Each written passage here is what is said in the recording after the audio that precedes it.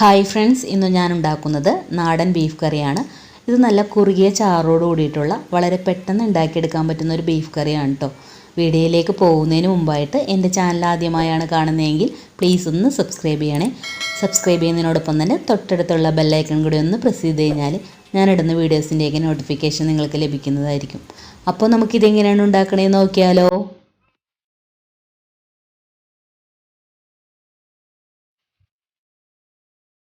അപ്പോൾ അതിനായിട്ട് ഞാനിവിടെ 1/2 കിലോ ബീഫാണ് എടുത്തിരിക്കുന്നത്. അതിതുപോലെ ചെറുതായിട്ട് കട്ട് ചെയ്തിട്ട് കഴുകി വെച്ചിരിക്കുകയാണ്. ഇനി നമുക്കൊരു കുക്കർ എടുത്തിട്ട് ബീഫ് അതിലേക്ക് ഇട്ട് കൊടുക്കാം. ഇനി ഇതിലേക്ക് 1.5 സവാള ഇതുപോലെ നീളത്തിൽ അരിഞ്ഞത് ചേർത്ത് കൊടുക്കാം. ഞാനിവിടെ മീഡിയം സൈസ് സവാളയാണ് കേട്ടോ എടുത്തിരിക്കുന്നത്. പിന്നെ 1 ടീസ്പൂൺ ഇഞ്ചി ചെറുതായിട്ട് അരിഞ്ഞത്, 1 ടീസ്പൂൺ വെളുത്തുള്ളി ചെറുതായിട്ട് അരിഞ്ഞത്,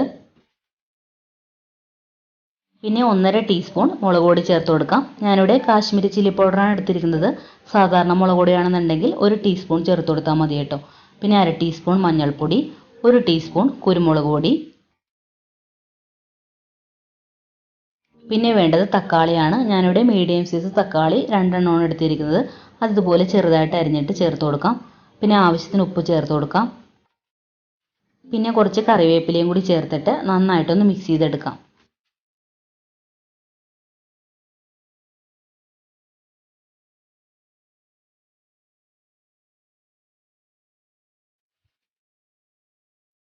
ഇപ്പോൾ ഇത് നല്ലപോലെ മിക്സ് ചെയ്തെടുത്തിട്ടുണ്ട്. ഇനി നമുക്കിതിലേക്ക് 1/2 കപ്പ് വെള്ളം ഒഴിച്ചു കൊടുക്കാം.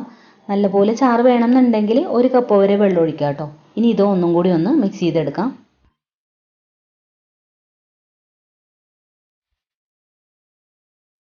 ഇനി കുക്കർ മൂടിയതിന് ശേഷം വേവിച്ചെടുക്കാം.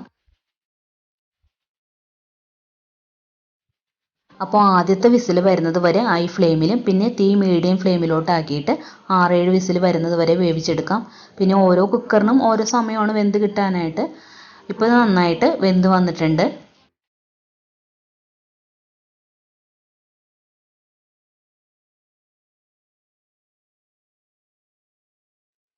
ഇനി നമുക്ക് മറ്റൊരു പാൻ അടുപ്പിൽ വെച്ചിട്ട് അതിലേക്ക് 3 ടേബിൾ സ്പൂൺ വെളിച്ചെണ്ണ ഒഴിച്ചു കൊടുക്കാം. ഇപ്പോൾ ബീഫ് കറിയൊക്കെ എപ്പോഴും വെളിച്ചെണ്ണയിൽ തന്നെ ഉണ്ടാക്കിയെടുക്കുന്നതായിരിക്കും കേട്ടോ കൂടുതൽ ടേസ്റ്റ്. ഇനി എണ്ണ നന്നായിട്ടൊന്ന് ചൂടായി വരുമ്പോഴേക്കും അതിലേക്ക് 1 ടേബിൾ സ്പൂൺ ഇഞ്ചി ചെറുതായിട്ട് അരിഞ്ഞതും 1 ടേബിൾ സ്പൂൺ വെളുത്തുള്ളി ചെറുതായിട്ട് അരിഞ്ഞതും ചേർത്തിട്ട് നന്നായിട്ടൊന്ന് വഴറ്റിയെടുക്കാം.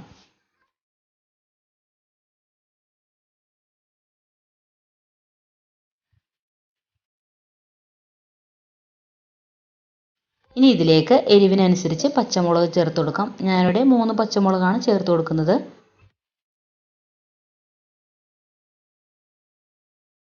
അതിനുശേഷം ഇതിലേക്ക് ഒരു 15ഓളം ചെറിയുള്ളി ഇതുപോലെ ചെറുതായിട്ട് കട്ട് ചെയ്തെടുത്തിട്ടുണ്ട്. അത് നമുക്കിതിലേക്ക് ചേർത്ത് കൊടുക്കാം. എന്നിട്ട് എല്ലാം കൂടി ചേർത്തിട്ട് നന്നായിട്ടൊന്ന് വഴറ്റിയെടുക്കാം.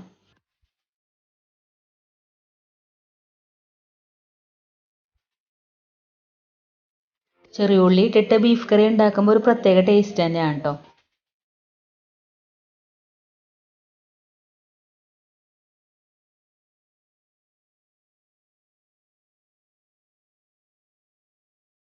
ഇത് നന്നായിട്ട് വഴന്നു വന്നിട്ടുണ്ട്. ഇനി നമുക്കിതിലേക്ക് പൊടികൾ ചേർത്ത് കൊടുക്കാം. അപ്പോൾ അതിനായിട്ട് 1.5 ടേബിൾ സ്പൂൺ മല്ലിപ്പൊടി ചേർക്കാം. പിന്നെ 1/4 ടീസ്പൂൺ മഞ്ഞൾപ്പൊടി, 1 ടീസ്പൂൺ മുളക് പൊടി. നല്ല എരിവുള്ള മുളക് പൊടിയാണ് കേട്ടോ ചേർത്ത് കൊടുക്കുന്നത്.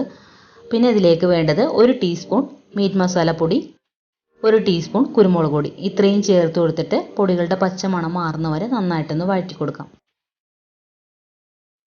പൊടികൾ ചേർത്ത് കൊടുത്തു കഴിഞ്ഞാൽ ലോ ഫ്ലെയിമിലിട്ടിട്ട് തന്നെ വഴറ്റിയെടുക്കണം കേട്ടോ. അതല്ലാന്നുണ്ടെങ്കിൽ പെട്ടെന്ന് കരിഞ്ഞു പോകും.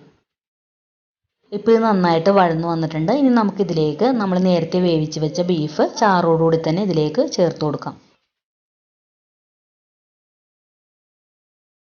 അതിനുശേഷം ഇതെല്ലാം കൂടി നന്നായിട്ടൊന്ന് ഇളക്കി യോജിപ്പിക്കാം.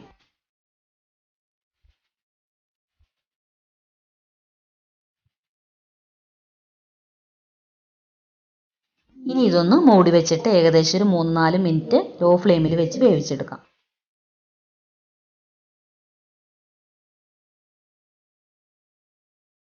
ഇപ്പോൾ ഏകദേശം 4 മിനിറ്റ് ആയിട്ടുണ്ട്. ചാറൊക്കെ നന്നായിട്ട് കുറുകി വന്നിട്ടുണ്ട്. ഈ ടൈമിൽ നമുക്കിതിലേക്ക് 1/2 ടീസ്പൂൺ ഗരം മസാലപ്പൊടി ചേർത്ത് കൊടുക്കാം.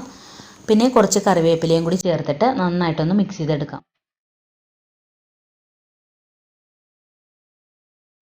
അതിനുശേഷം നമുക്ക് ഫ്ലെയിം ഓഫ് ചെയ്ത് കൊടുക്കാം.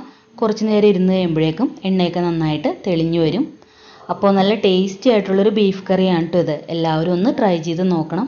ട്രൈ ചെയ്ത് നോക്കിയിട്ട് ഫീഡ്ബാക്ക് മറക്കാതെ കമൻസിൽ അറിയിക്കണം. അതുപോലെ വീഡിയോ ഇഷ്ടമായിട്ടുണ്ടെങ്കിൽ ലൈക്ക് ചെയ്യാനും ഫ്രണ്ട്സിനൊക്കെ ഒന്ന് ഷെയർ ചെയ്ത് കൊടുക്കാനും സബ്സ്ക്രൈബ് ചെയ്യാത്തവരുണ്ടെങ്കിൽ സബ്സ്ക്രൈബ് ചെയ്യാനൊന്നും മറക്കരുതേ.